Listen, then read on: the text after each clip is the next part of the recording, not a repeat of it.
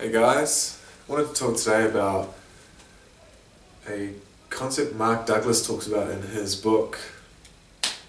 I think it's Trading in the Zone, Trading in the Zone. He talks about, or he describes the phenomenon as your pain avoidance mechanisms. And in the context of trading, how if you've been hurt,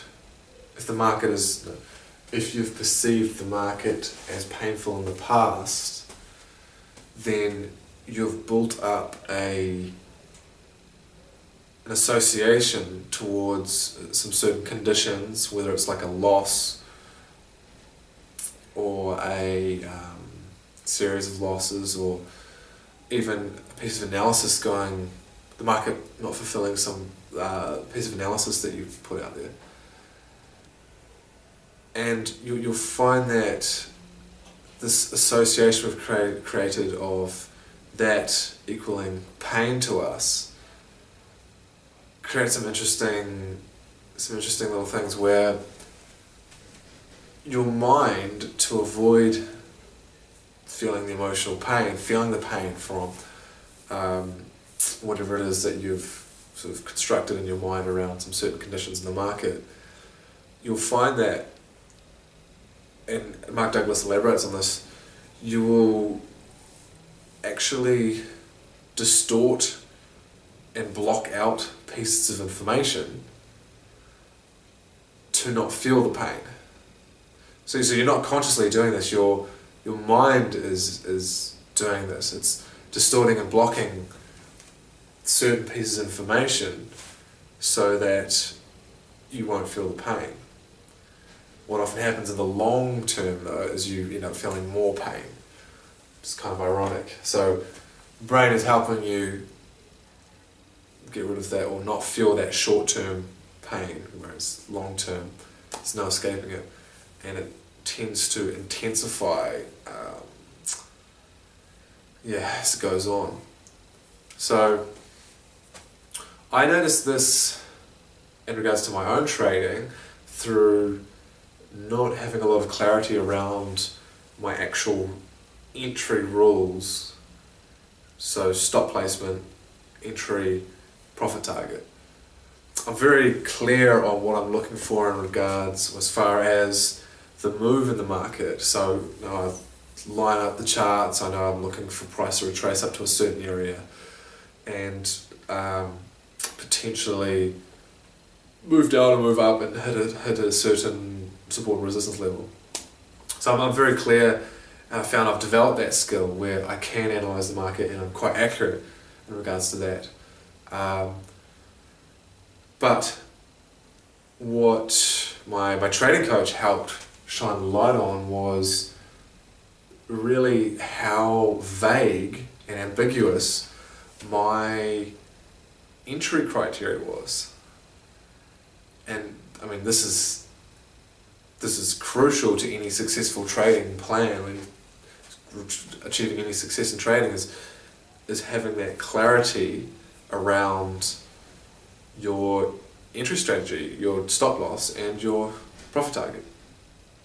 Mine was I sort of had some idea of what I'd like to see as far as the entry, some idea as to where I would put my stop, and profit target would generally be around the previous low or high on the time frame that I was trading the wave, on the wave that I was trading. So I thought that this was really interesting. And it took somebody else to really confront me about it, because I was so... My mind was just on protect mode, that, like Mark Douglas talks about, that pain avoidance. And I was just rationalising to myself that...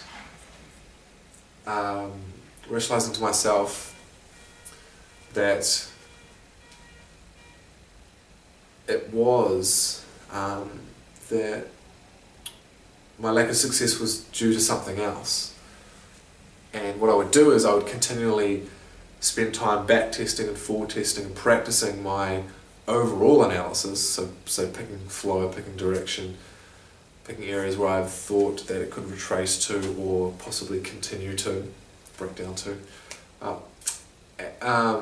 So I was essentially strengthening my strength and ignoring my weakness, which was the actual entry, stop loss, profit target. And because I developed the overall perspective of the market and I was becoming quite accurate with that and consistently predicting moves, I was able to, this is very interesting, I was able to actually rationalize to myself that even if, say, the move that I predicted worked out, was successful, I was able to rationalize to myself that I was right, and I could feel that pleasure of being right, but I was never entering or executing, so I could never be wrong. And even if I did enter, often I would get stopped out or it wouldn't quite hit my profit target, and I could always rationalize and say, oh well, I haven't figured out my entry strategy yet, or I haven't figured out my profit taking strategy yet. So I could avoid the pain of losing, of being wrong. Yeah, so it blew my mind how complex this avoidance that I've created has become, and how detrimental to my success. So I think from this point on, it's going to be a massive case of just being aware of when I am feeling that resistance to acknowledging what is actually going on and really attacking this weakness, which is honing in my skills as far as entry, stop loss, and profit target, and keeping that consistent. Because I know that when I develop that up to a level that matches my current overall market analysis, that my success will be consistent and sustainable. Yeah, so that was something that I delved into this week, and I think I'll elaborate more in future videos, because I think it's a big thing, and so insidious we don't realize when it is actually affecting us.